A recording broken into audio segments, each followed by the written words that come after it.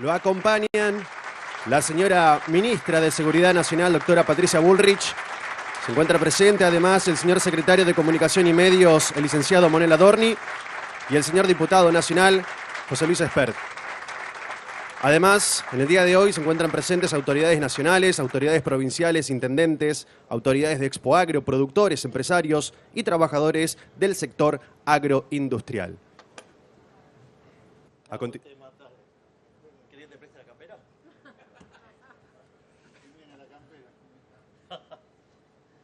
A continuación, escucharemos las palabras del señor presidente de la Nación, doctor Javier Milei.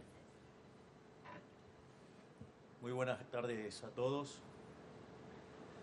Es un honor hablar para todos ustedes y antes que nada gracias a los presentes, a los organizadores y a Expoagro, no solo por la invitación, sino también por comprobar que nuestro plan de estabilización está funcionando, dado que la cantidad de gente en el evento subió 33% respecto al año pasado, así que estamos yendo para arriba.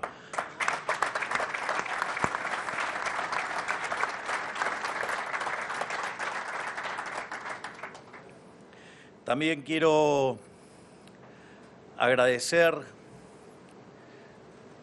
la presencia de la doctora Patricia Bullrich, que vino a acompañarme a esta exposición, y por su enorme trabajo sosteniendo y defendiendo los valores de la República en todos los terrenos que ello lo requiera. Así es que mi agradecimiento a la doctora Bullrich por acompañarme.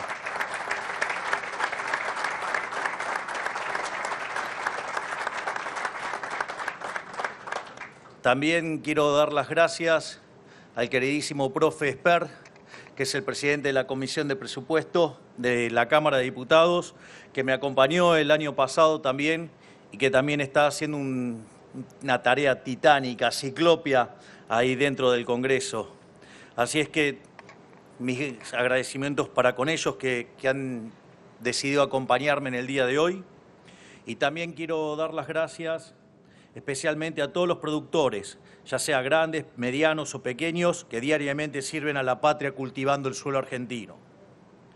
Nuestro suelo ha sido bendecido con una fertilidad única en el mundo. Combinado con el ingenio argentino y con las ideas liberales de nuestra Constitución, fue durante buena parte de nuestra historia una fuente inagotable de prosperidad para nuestro país. Hablo de cuando fuimos el granero del mundo y no teníamos nada que envidiarle a ninguna potencia mundial.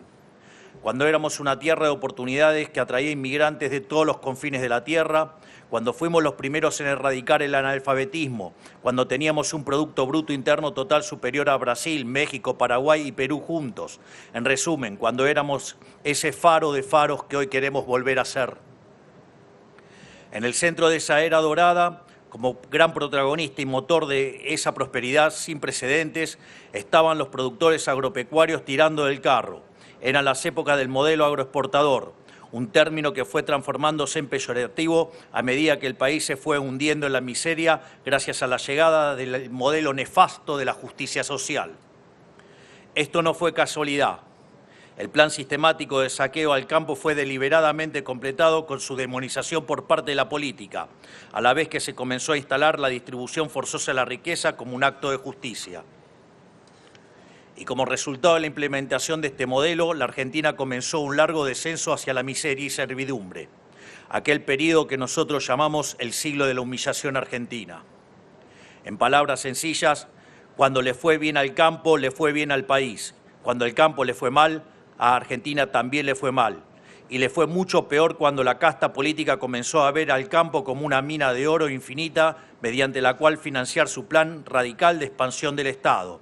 Es decir, esto ocurrió cuando se comenzó a creer que el campo ganaba demasiado dinero que supuestamente debía usarse para fines mejores, como financiar industrias, energía, implementar subsidios encubiertos en forma de empleo público y pagar por cualquier otro proyecto delirante del político de turno.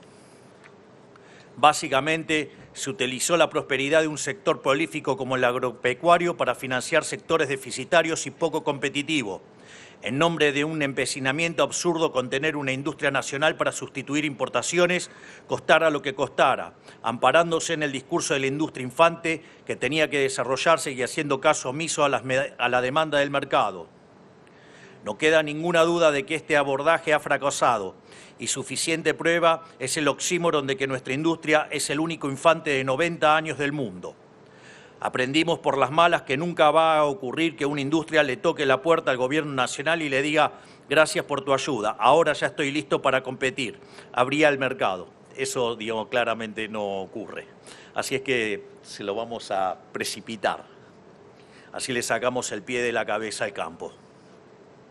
Pero aunque durante un siglo la política decidió negar la ley de la gravedad, es hora de reconocer que la única verdad es la realidad, como dijo aquel famoso político de nuestra historia. Es falso que el desarrollo industrial deba darse pisoteando al campo. Eso solo fue uno de los tantos argumentos de la casta para ahogarlos a impuestos y regulaciones, porque no hay ninguna contradicción entre campo e industria. Expoagro es una prueba cabal de que la industrialización y la innovación tecnológica son una consecuencia natural del desarrollo exitoso de la actividad primaria. Tan solo una cosechadora involucra cientos de sectores económicos diferentes, desde la metalurgia hasta el desarrollo del software, y lo mismo aplica para todo el desarrollo tecnológico del sector.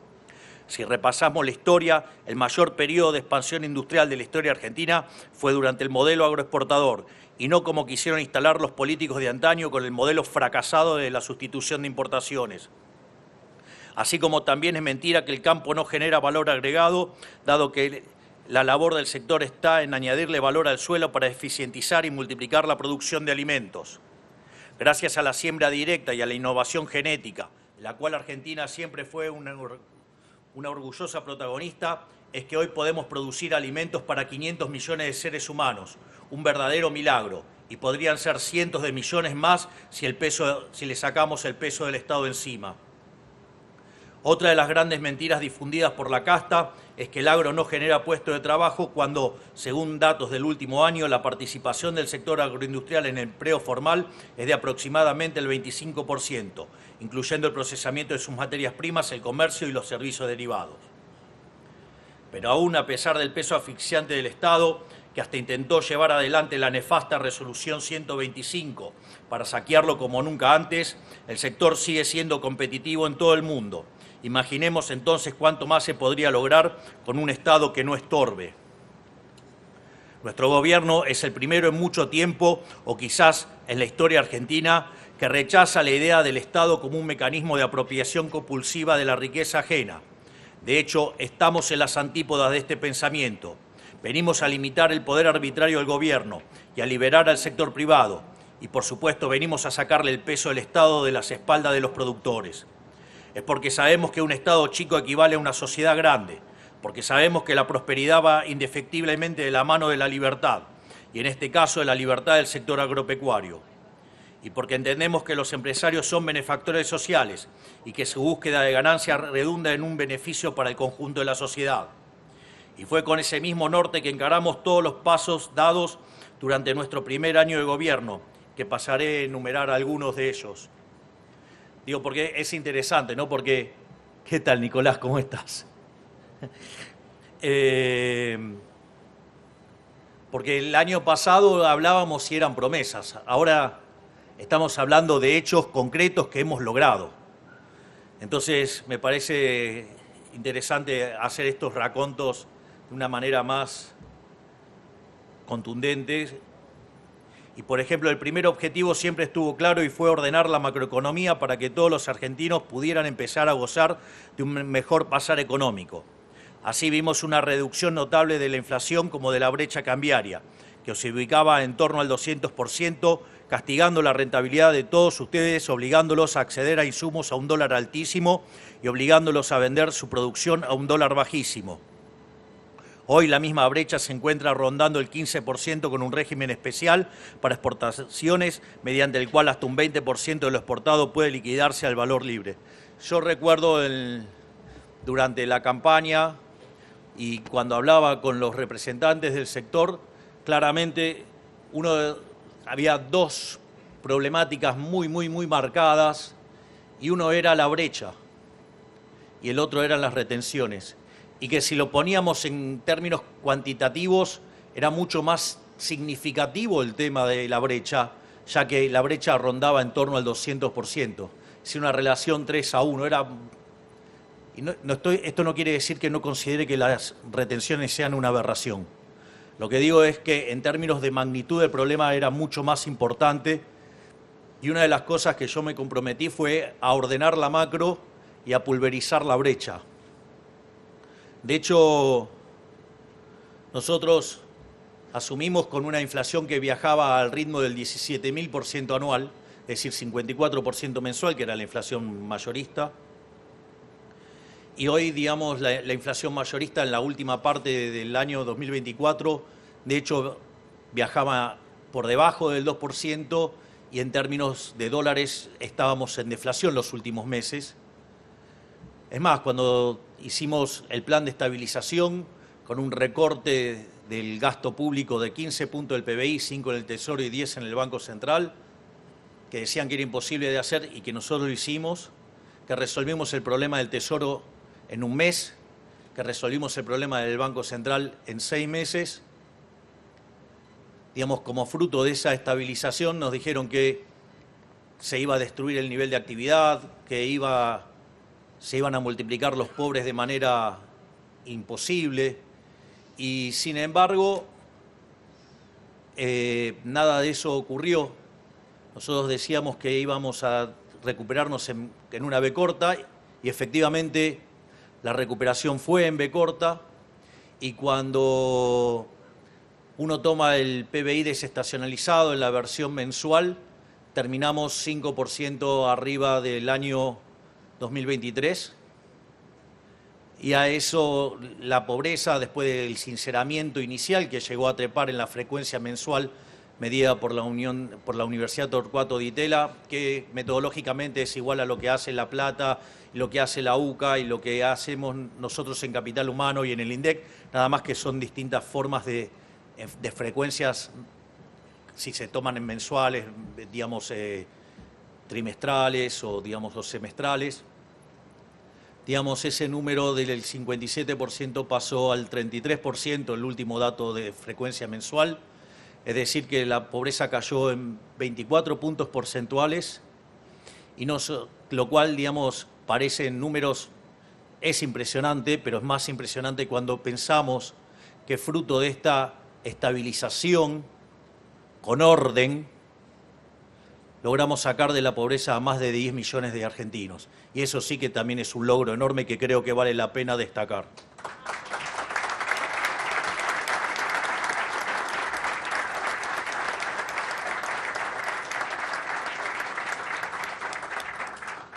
A su vez, tampoco es casualidad que durante nuestro primer año de gobierno la demanda de crédito para maquinaria agrícola haya aumentado un 50% respecto del año anterior.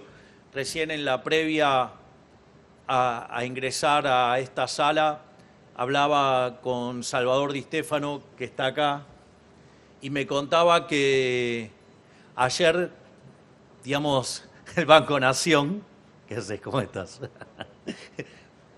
También, ahora te veo. Creo que había más de 100 metros de cola. Y, digamos, dado los créditos... 200, bueno, está bien, digamos, mejor todavía. Más para mí. Digamos, más como resultado.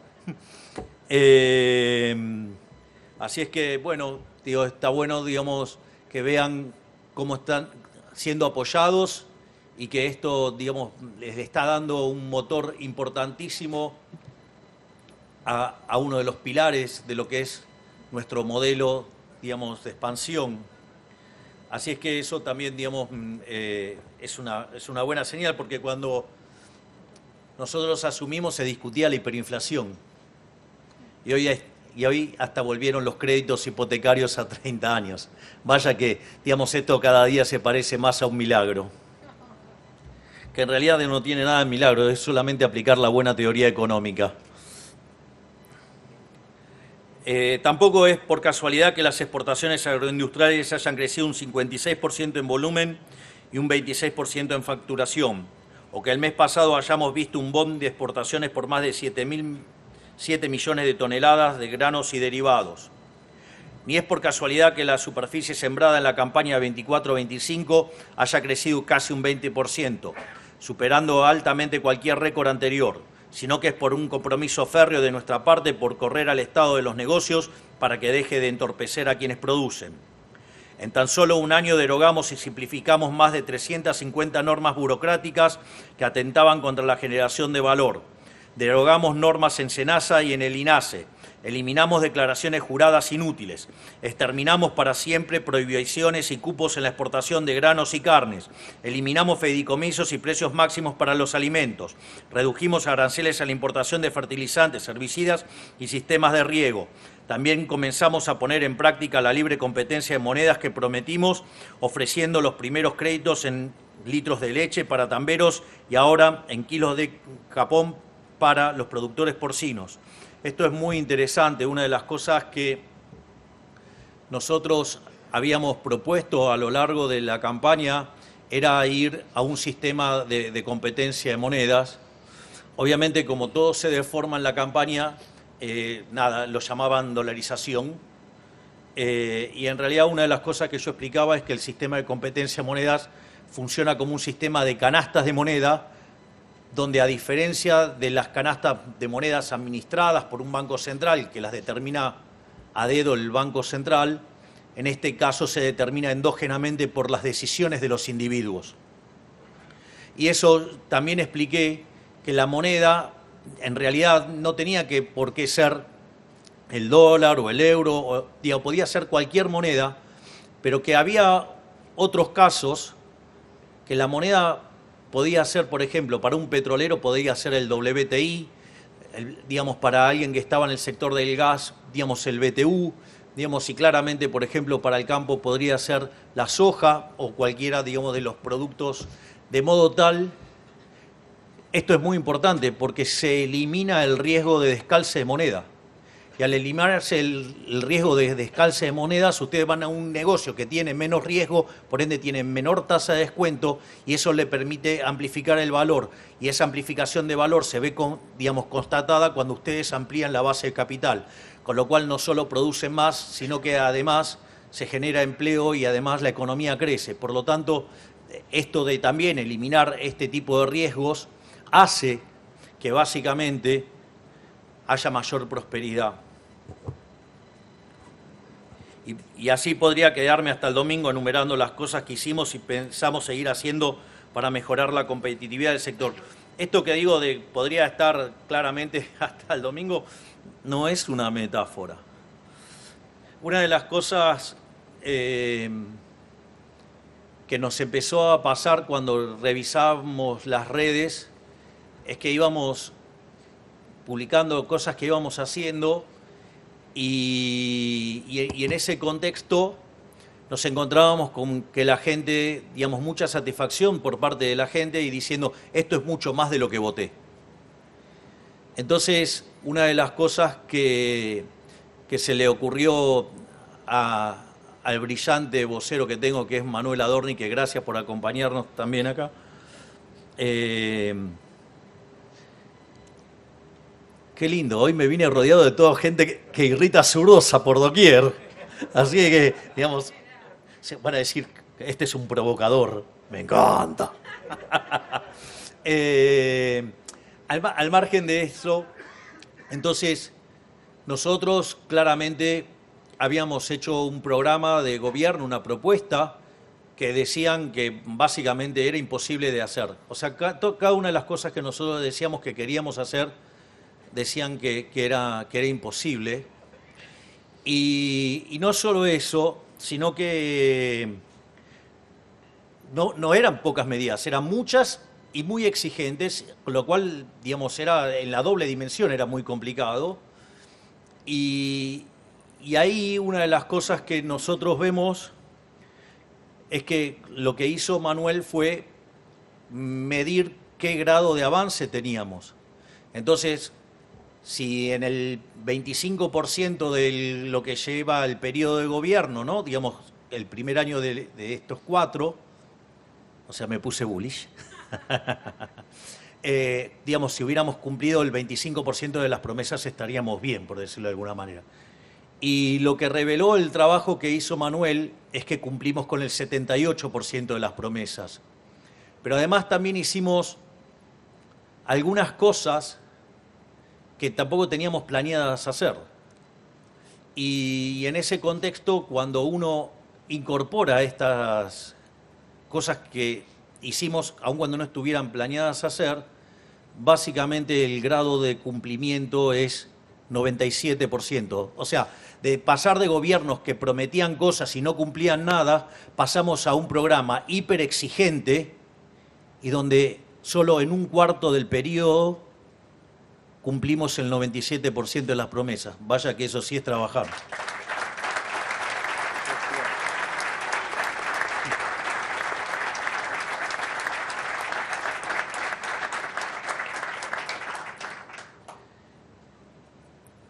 Y voy a hacer algunos comentarios genéricos de los términos de la campaña, porque creo que son importantes. Fui muy claro, sin lugar a dudas, en lo que era la campaña, ¿no? Porque en materia de política fiscal hablábamos de la motosierra. Hoy la motosierra es un emblema mundial de política económica. Es más, en el caso del trabajo que está haciendo ese coloso que tengo como ministro, que es Federico Sturzenegger, digamos, ha creado un modelo de exportación en materia de desregulación. Toto Caputo fue elegido el mejor ministro de Economía del mundo. En las universidades más prestigiosas del mundo se habla de cómo puede ser que hicimos semejante ajuste y en lugar de ser hipercontractivo y hundirnos en una gran depresión, salimos con tanta fuerza. Al mismo tiempo, en el plano monetario, digamos, se identificó con la dolarización y entonces la gente iba con billetes de dólares con mi cara, que eran bastante simpáticos. En política exterior dijimos que nos íbamos a alinear con Estados Unidos e Israel, y creo que está claro que lo estamos cumpliendo. Y dejé para el final algo muy concreto, que es el tema de seguridad. Porque no casualmente mi eslogan coincidía con alguien que compitió conmigo y que su grandeza permitió que se sumara a este gobierno, que era en materia de seguridad: el que las hace, las paga. Los buenos son los de azul. Y los hijos de puta que andan con trapos en la cara y rompen autos, queman autos y amenazan a toda la gente porque no quieren perder sus curros, esos son los malos y esos son los que tienen que ir presos. Y los vamos a meter presos. Vamos a defender a la República. Porque no es que vienen contra mí, vienen por ustedes. Yo solo estoy en el medio.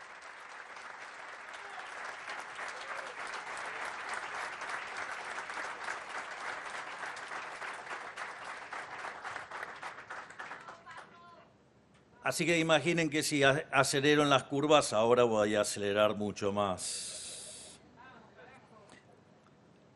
Volviendo al discurso.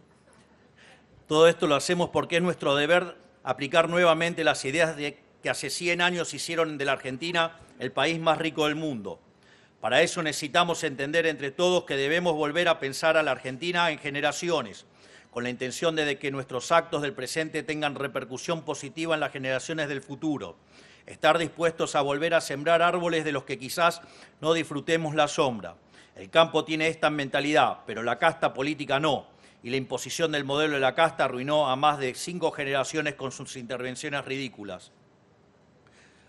Esto también es muy interesante porque Argentina claramente podría convertirse en una de las 5 potencias mundiales en un lapso de 40 años, si mantuviéramos las ideas. Y a veces hay gente que dice, no, bueno, pero eso es mucho tiempo. Miren, lo más interesante es que 2/3 de esa mejora ocurre en 1/3 del tiempo.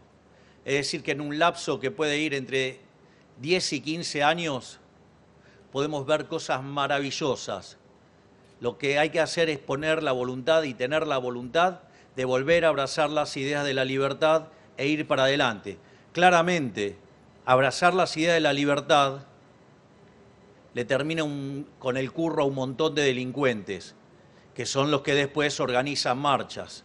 Es decir, recuerden que cada vez que ustedes vean a alguien pataleando es porque le terminamos cortando un curro. Es decir, lo que han visto estos días es la política, cuando dicen dónde cayó el ajuste.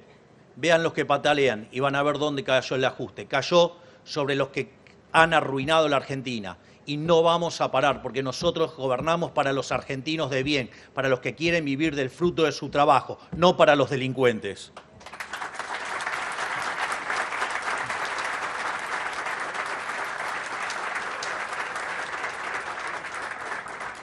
Porque cuando dejamos de ser el país más rico del mundo, porque dejamos de abrazar de estas ideas, pasamos a tener 50% de pobres. Y pasamos de ser el primer país del mundo en erradicar el analfabetismo a tener egresados del secundario que no saben leer ni hacer cuentas básicas. Por eso mismo necesitamos hacer los cambios de una forma duradera, en lugar de una forma rápida, sin restarle importancia a su urgencia. Entendemos la necesidad imperante de bajar las retenciones, pero no le sirve a nadie que las bajemos para sacar rédito político de las elecciones y después el modelo reviente y tengamos que volver a ponerlas, como ha pasado en otros gobiernos. Nosotros queremos eliminar el cepo y las retenciones para siempre y que el país pueda sostenerse sin sin saquear a su sector más productivo. Pero para que sea duradero hay que hacerlo de la forma correcta, para que en el futuro no venga ningún degenerado fiscal a volver a meterle el brazo entero en el bolsillo. Ya bajamos 20% las retenciones a los principales granos del país y las eliminamos por completo para las economías regionales. Y a medida que se siga consolidando el sendero virtuoso del superávit fiscal y la baja del gasto, las continuaremos bajando hasta que lleguen a cero y se queden ahí de una vez y para siempre.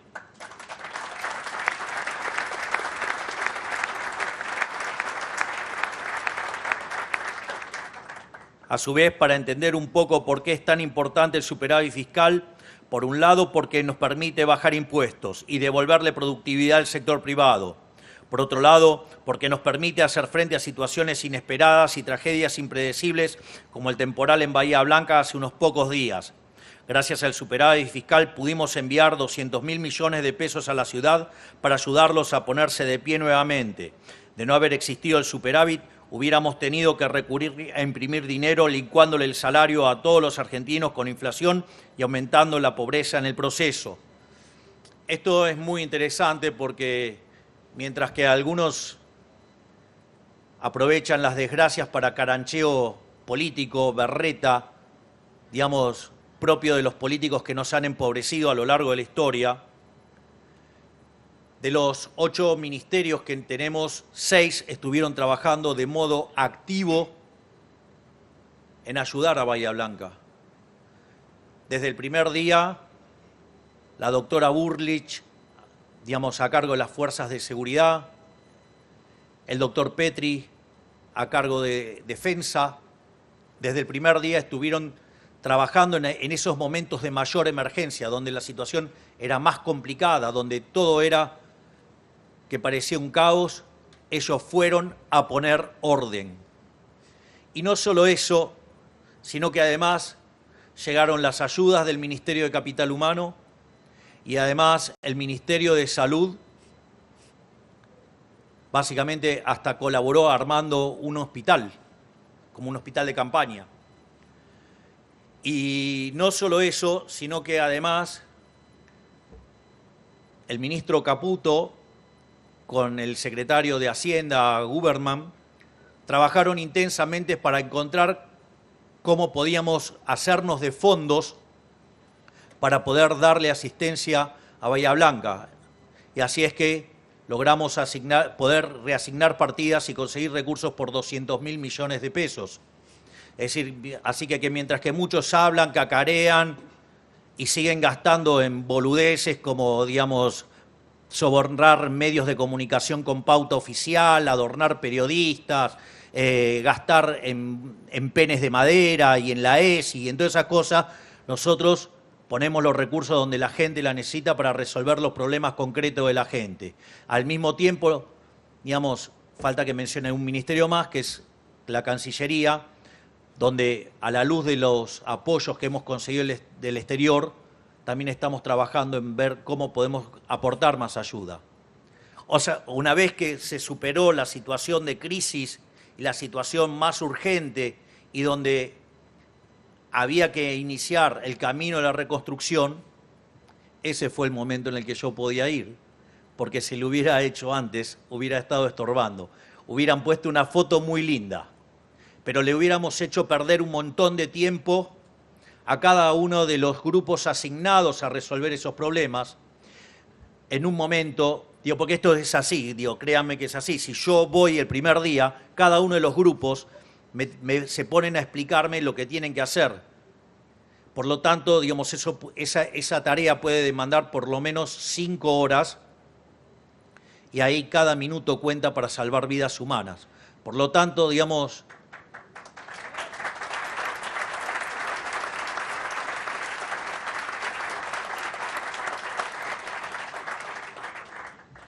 yo tenía que elegir entre la foto linda que le gusta a la política o salvar vidas. Yo preferí salvar vidas, otros prefirieron las fotos lindas. A su vez, por eso también nuestro foco está puesto en bajar el gasto tan rápido y tan profundo como sea posible, para así acrecentar el superávit. Y esto mismo debe ser hecho en las provincias y en los municipios, no solo a nivel nacional. La población argentina ya no va a tolerar este juego de políticos caranchos de subir impuestos para comer la rentabilidad que queda disponible con la baja de impuestos que hacemos desde Nación. Así que quiero dedicar una reflexión, digamos, que reflexionen sobre aquellos gobernadores, digamos, que hacen este jueguito perverso, que piden bajas de impuestos y reclaman bajas de impuestos, pero que cuando llega el momento de hacerla en la propia, no lo hacen o lo suben. Entonces, tengan claro eso.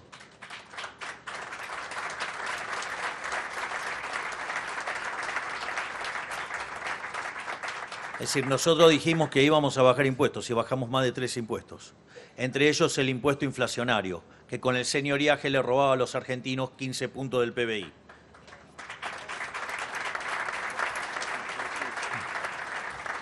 Por lo tanto, parte de nuestro deber es proteger a la ciudadanía de este cinismo rascabotos de que se sirvió la política durante ya mucho tiempo. Por esto mismo, nosotros queremos volver a un modelo verdaderamente federal, en el que haya competencia fiscal entre las provincias y el sector privado pueda discernir el costo tributario de trabajar en tal o cual distrito y qué retribuciones y servicios recibe a cambio, para que los políticos dejen de esconderse detrás de los precios de los bienes y servicios y en la coparticipación, y quede en evidencia la voracidad fiscal del aparato estatal que quieren sostener. Digo, por ejemplo, una de las cosas que a mí me pasó cuando lo conocí a Elon Musk, fui a su planta de Tesla, que queda en Austin, Texas, pero antes estaba en Los Ángeles. ¿Y por qué se fue? ¡Por los impuestos! Es decir, había un economista húngaro que se llamaba Tibut y decía votar con los pies. Entonces, vamos a abrir la competencia fiscal para que tanto las empresas como los individuos puedan votar con los pies y se saquen de encima a los políticos ladrones que lo único que quieren hacer es robarle el fruto de su trabajo.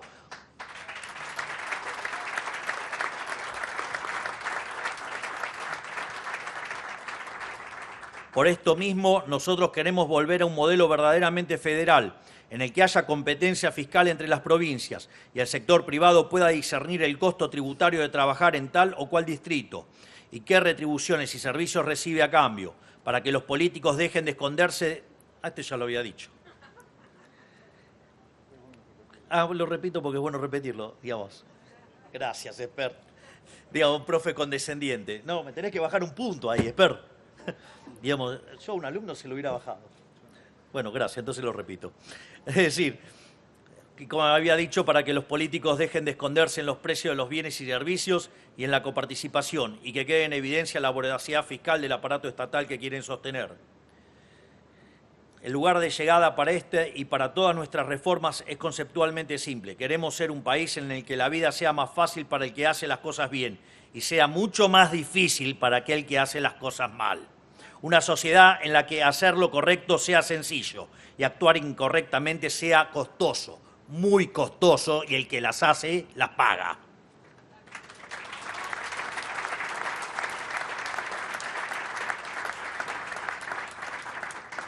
En definitiva, se acabó ese modelo invertido en el que los trabajadores honestos luchan para sobrevivir el mes a mes y los parásitos vividores tienen asegurada una vida onerosa por generaciones.